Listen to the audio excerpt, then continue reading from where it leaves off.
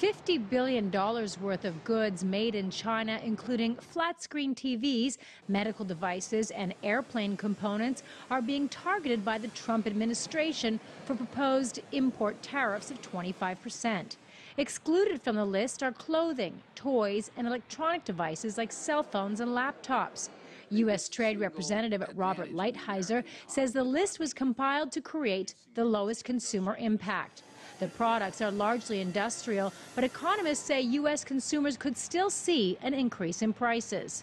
You're not looking at a really smack in the gut to consumer, but you are looking for some episodic goods where the prices could potentially go up significantly.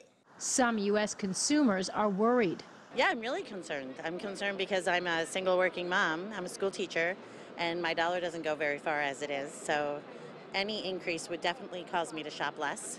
Others say if prices go up, they will become more selective. I would probably think about the purchase a little bit more, but ultimately, if it was something I really wanted, I would probably still purchase it. It just really depends on what I'm buying, I guess. If it's like necessities, then yes.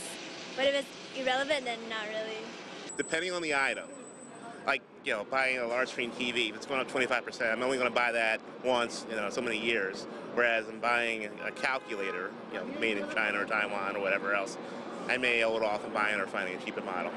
Robert Bruska and other economists say even if U.S. consumers pull back on buying goods imported from China, the impact on the U.S. economy will likely be minimal. Moody's Analytics estimates the proposed tariffs, in addition to those already imposed on Chinese steel and aluminum, could shave U.S. economic growth by about 0.2% this year and 0.1% next year. When consumers spend goods on imports, on goods that are made in China, there's an increase in GDP because they spend money on these goods.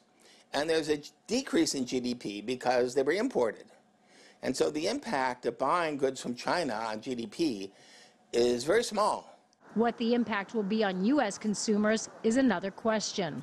U.S. consumers can rest easy for now. The tariffs don't go into effect until after a review period. The Trump administration is soliciting feedback from U.S. businesses that have until May 22nd to file final objections. Karina Huber, CGTN, New York.